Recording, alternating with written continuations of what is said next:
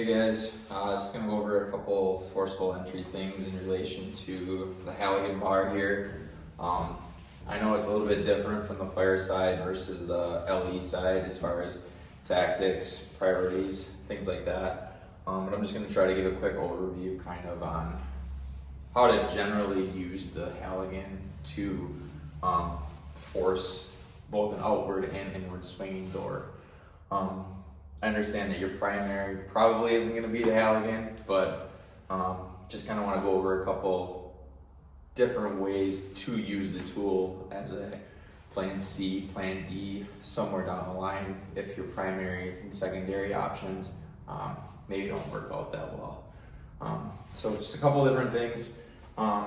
Gap, set, and force are the three main steps of forcing a door with a Halligan bar. What gap refers to as creating that initial purchase point. So for example, on this outward swinging door, to create our gap, we would want to drive our adz in until it's bottomed out on the inside of that jamb. When it gets to that point, you can see we have a mark on our adz here. That I think it's like 1.5 inches or something like that is your standard thickness of door.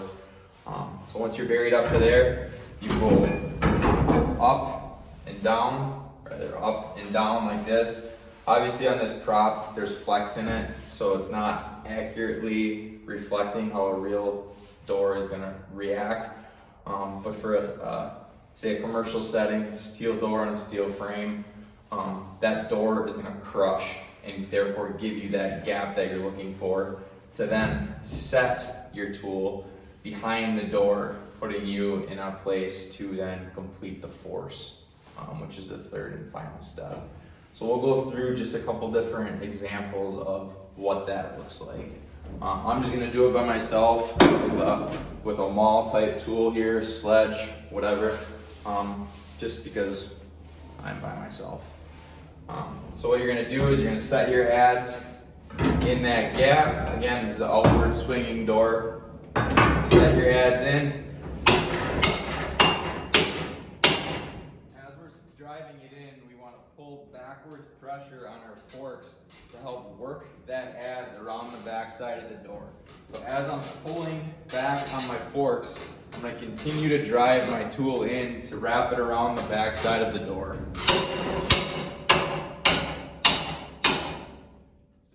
Now that adz is buried all the way up to the inside shoulder of the tool there. That means my tool is adequately set around the back side of that door.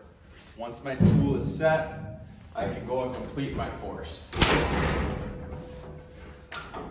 If it opens like that, and it may not completely finish the force, you can always rotate up then, away from your pike, to get a little bit more force on there, or pull it out completely.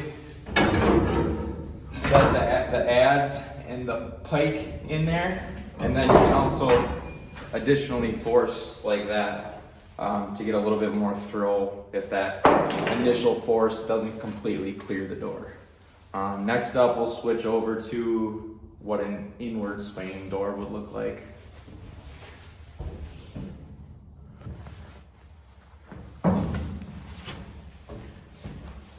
Alright guys, now we're going to go over an inward swinging door with the Halligan.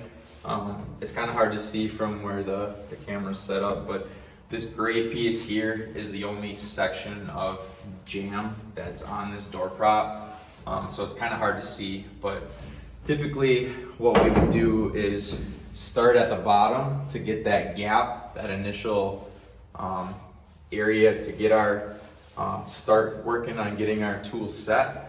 So what you can do is start with just some inward pressure with your boot on the bottom of the door, and you can start low as you can if you get a little bit of space, and start working your adz up like this and just capturing your progress, kind of keeping that pressure with your foot as you work your way up. So again, my jamb doesn't start until here, so I can get my adz in there get a little bit of pressure. Again, we're gonna roll away from where our pike is, because as you can see, you're not really able to roll down because the pike is gonna wanna kick the adze out of the jam. So you're gonna wanna roll up away from your pike, or if it's the door on the opposite side, you can roll down, but always rolling your adze away from your pike. So I'm here, start to roll up.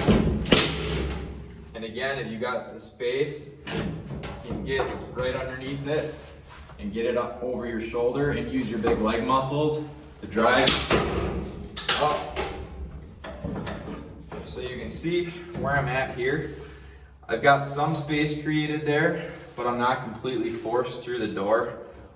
So what I can do here is, this is where kind of the fire side of things, where if you have an axe, or these fire mauls are super nice because they're the best of both worlds. You have a nice wedge shaped blade on one side, but the other side is like your traditional sledge maul type striking face. I can use this to capture my progress here and reset. If I want to, I already have that in place.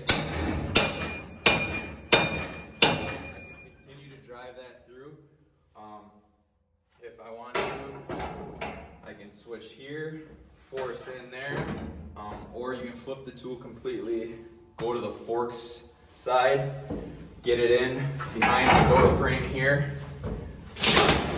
complete your force that way. Again, that's probably a lot more jacking around than what you guys are typically going to want to do in front of a door on a call out or a warrant, whatever it may be. This is more of just getting you familiar with some of the different ways to use the Halligan bar, more than just a break and rake type tool. Again, it's a good tool to have kind of as a third or fourth level plan behind your explosive breaching, your ram, things like that. Again, just different ways to use this tool. Thanks.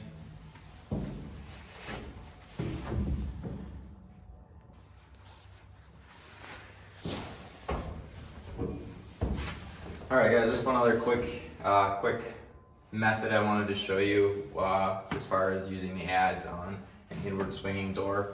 I like this one because it minimizes having to take the tool out and flip it around to get flipped to the fork side of it. What you can do, again, get that boot pressure on the bottom, work your way up to capture your progress with your adze. Ideally, you want to force as close to the locking mechanism as you can get. So again, I'll start here, work my way up, keeping pressure with my foot. I know it's cut off, but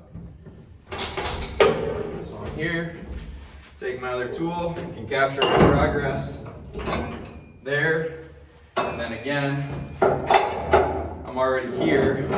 I can rotate my tool 90 degrees up like this, so flip my adze from the 2-inch side to the 6-inch side.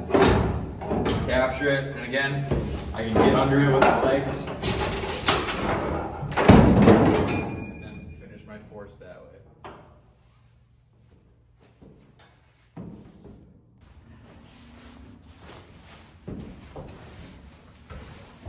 Alright, last thing I promise, I just remembered Lieutenant Ross wanted to touch on some aluminum wedge use. I know you guys might not have a designated striking tool handy, depending on number of people available. As you can see, it's a lot easier for one guy to do it with a sledge or a maul like that versus having to get another guy, especially in a tight doorway, up with a ram to try to strike and drive the tool in with a ram. But you can see, or I'll show you that it's pretty simple with one guy with just a Halligan and a metal wedge or an aluminum wedge. The dimensions on this wedge are a little funky, but it'll probably still serve its purpose. Set the wedge up there for now. Again, gap with our foot, work our way up. So we max out our 2-inch throw with our adze there. We can grab our wedge, capture our progress that way, and again, we can drive like that if we want to. We can flip this way and finish our force. We can rotate our adz up and finish our force like that. Or we have the option to use either side of the forks. The thing with the forks to keep in mind is if you choose to put the bevel to the door, it's going to go in easier on the back side of the door, but you're going to max out on your force because of the length of the adz. You're not going to be able to force all the way to the door. Whereas if you saw in the earlier video, if you go bevel to the frame, it works around the back side of the frame, and you're able to force the back side of the tool all the way tight to the door, like so. So just another way that you can be pretty productive with a metal wedge in a Halligan bar, just by kind of getting some pressure on the bottom of your foot and working your way up. You don't even necessarily need to use that striking tool to effectively make that force. Thanks.